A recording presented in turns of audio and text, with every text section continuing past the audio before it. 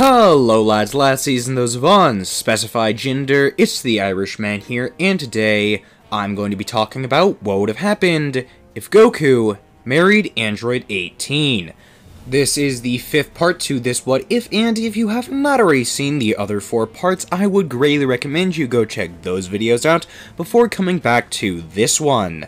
Where last we left off, the newly trained up Z Warriors were going out to fight against Frieza for a rematch.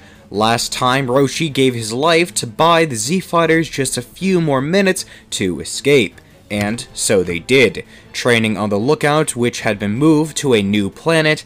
That way Frieza couldn't find them and they could get strong enough to actually overthrow the Emperor. Now is that day. They had revived Vegeta and Nappa to bolster their forces, and now they're taking the fight to the Frost Demon once and for all. The Dragon team would reach some faraway planet where they were able to track down Frieza's energy to. Although Frieza knew they were coming, he decided to wait for them to arrive, that way he could kill them off personally. Plus, he also wanted to make sure they wouldn't actually be getting a sneak attack in on him. Instead, he was going to give them hell. Because, well, they were coming after his life. They were trying to kill him. He might as well return the favor. He also has to admit, he would be a bit bored if he wasted all that time training and also had all of those years fearing the Super Saiyan and didn't at least give it a fair chance. So he picked out an especially durable planet. That way he could have a fair fight. A fight for the ages. Something to really get his blood pumping. Once the Dragon team actually does arrive on planet, they would quickly find Frieza locating his energy. Vegeta would lock eyes with the Emperor, and he would begin to laugh. He knows the prince wants a piece of him, but Vegeta wouldn't actually bite. He knows that Frieza's too powerful for him at the moment, and they have to stick to the plan they already made. And then Goku, Raditz, and Vegeta would power up into Super Saiyan. Then Gohan and Nappa would power up into Akari, with the latter even stacking Kaioken on top, and 18 would flare up her electrical aura. Piccolo would be standing in front of the rest of the group, powering up into his potential unleashed form. They would stare down Frieza before all jumping in to fight him all at once. Frieza is having a harder time than before, but they're still flies. Although, they are bigger, they are stronger. Actually, they're beginning to hurt him a little. Now they're hurting him a lot. He would become more fatigued as well as more beaten down, as the group would begin to get a major upper hand. Frieza would let out more and more power, but the group would as well. Eventually, Frieza is backed into a corner, but before he can do anything, the entirety of the group would power up energy beams, launching them one by one at Frieza. Before then, he is nothing more than a burnt crisp. Ashes flying throughout the air of the planet. The day is saved, Frieza is defeated, and the universe is finally safe from his tyranny. Goku would be glad, letting out a sigh of relief, although, almost subconsciously, he would wish that Frieza could come back one day as a better person. That way he could actually get a fun fight out of the guy. He was really strong. It does suck that he was just an absolute scumbag though. And this is where we have a bit of a divide between the team. Nappa, Raditz, and Vegeta would want to go out into space to fight against King Cold and hunt down any remnants of the Frieza Empire, while the Sun family as well as Piccolo want to go back to Earth. So they would just kind of head their separate ways. Once arriving back on Earth, the gang would be met by Trunks, who had just come back to the past to warn of an impending android threat and giving Goku the heart virus medication. Now, Goku would definitely make sure to take this medication, but they're curious about this whole android threat, and Trunks, seeing 18, would immediately get into an offensive position, asking what that monster is doing here. Goku would immediately get defensive, saying that 18 isn't a monster and asking him who he is and how he thinks he can even say that. But Trunks would explain that from his future, two androids, Android 17 and 18, terrorized the entire planet, brought it to its knees, and killed countless innocent people. And 18 would speak up, saying that, well, if the Mad Doctor actually had his way, that is probably what would happen. Goku would ask what she means, and she would explain everything. Now, of course, the Z-Gang would have already heard from 18 and Piccolo all the horrific stories from in Dr. Gero's lab, but 18 would tell everyone here that if Gero was still alive, then 17 and 18 as well as Piccolo could potentially go back under his control. They have cybernetics inside of them that could potentially be hacked and control their every move. Trunks would say that it didn't seem that way. It didn't seem like there was any sort of a hive mind. They almost seemed like they were doing it for fun. 18 here would say that maybe that's the case, but here in this timeline, that's just not what's happening. If anything, they should go to Dr. Gero's lab and see what's happening now. And Goku, not wanting to actually have this grandiose fight with the androids like in the original, would say that this is an excellent idea. Let's see what's going on there, and potentially prevent any future threats. Instead of in the original, like I said, where everyone was just kind of like, yeah, let's just toy around with this whole death thing. Yeah, this future guy came and said we all die to these ultra-powerful androids, so let's just let that happen. Stupid idea. No. Here, Goku would completely support the idea of going and checking Dr. Gero's lab before the androids wake up. And here, in this circumstance, before Dr. Gero can do anything mischievous. Once arriving in the Mad Doctor's laboratory, they would blow down the doors, seeing Gero tinkering on some more pet projects, such as Android 16 and Android 19. Immediately, the gang would get hostile, but more so than anyone else, 18 would fire a ki blast that would instantly incinerate the Mad Doctor. Now, they would look over his notes and the blueprints that he was working on and see both 16 and 19. They would decide to put them back into sleep mode and into their capsules, as well as looking over anything else in his lab. They would find a supercomputer with hard drives that would allow Gero to come back after he was killed, and they would instantly wipe all of them clean, either through using computer work or just through, vaporizing them. Then, going into his sub-lab, they would find Cell. They would decide to go and grab Bulma, since she probably knows more than anybody else about this. And then, seeing everything in Gero's lab, she would immediately know what she has to do. She has to go down deep into the code of all of these androids and make sure that they aren't used for any evil purposes.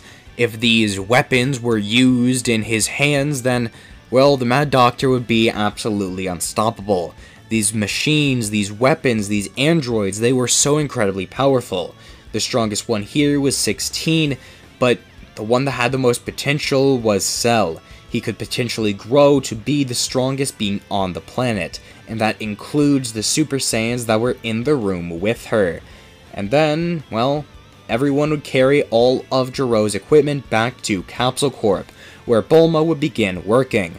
Although the project she would take the most care, as well as focus on the most, would be Android 17, as 18 would especially request for her to do this, telling her that this was her brother. This was 17. This was her twin brother who was in Gero's lab with her all those years ago. Eventually, Bulma would be able to restore 17's personality completely, as well as removing any brainwashing, and even making it so that his cybernetic enhancements wouldn't actually mess with him at all. He'd have perfect control over them right away, no having to get used to using them or anything. 17 would wake up next to his sister, and immediately the two would reconnect, 18 embracing her brother in a hug. The two would continue chatting for a bit, 18 catching 17 up on everything that happened, and then the two finally reunited would go home. 17 would stay with the Sun family for a while, although he does want to actually go and have some more fun out in nature, maybe open up his own wildlife sanctuary.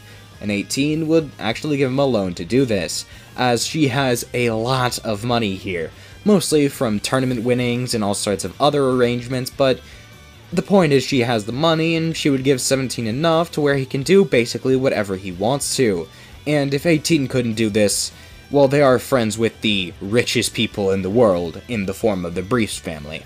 But Bulma wouldn't just stop at 17. Instead, she would continue working on the other two androids, 16 and 19. Although she would give up on 19 because he was a creepy clown robot which was specifically designed to kill people, 16 was a bit more promising. He would have all of the bugs and all of the murderous intent completely scrapped, and Bulma would kind of just turn him into the world's strongest as well as most interesting bodyguard. He would love birds, he would love nature, same with 17, and the two would get along well. 16 would also work as sort of a bodyguard for Capsule Corp, as, well, what else would he do? Bulma would especially design him to be good at protecting people.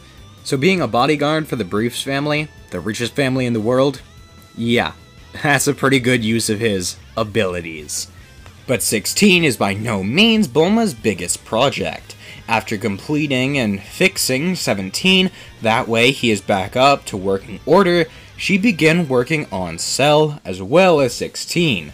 See, Cell was an interesting case. He was a bio-android. He couldn't just be repaired and fixed the same way 16 could. Instead, she would have to do a lot more digging, as well as trying to actually go down into the roots of Cell's very DNA. She would have to splice together something to make sure that Cell wouldn't actually turn out to be the evil, blood-hungry monster that Gero aimed for him to be. So, after night, after night, after night, Bulma would have actually fixed everything in Cell's code, keeping Frieza's DNA as well as the Saiyans, but making sure that it's not as corrupted. He gets the benefits, but none of the drawbacks, like the evil or corruption weighing him down. Now, once Cell actually leaves his pod, he would be perfect. Not just in the sense that he is morally just, but he would come out perfect right from the beginning. Gero very well could have just made Cell perfect from the get-go, but instead he made it so that he would have to absorb 17 and 18. He didn't have to do this, but he did. Bulma, however, would remove that feature, and instead just decide to make Cell perfect from the beginning. And he would. And after Cell actually leaves his incubation pod, he would be a perfect bio-android, as well as a member of the Briefs family. They would realize that they would have to actually nurture Cell in a more beneficial way if they want to make sure that he will actually turn out as a good person. Nurture is one half of the equation. Yeah, sure, they might have made his nature be good, but the nurture is a big part of it too. But Cell isn't the only addition to the Briefs household. Vegeta is too, seeing as he wanted a place to stay on Earth, and Bulma, well, she was willing to let him bunk with her, if you catch my drift. Now, 9 months later, Trunks would be born, but that's besides the point.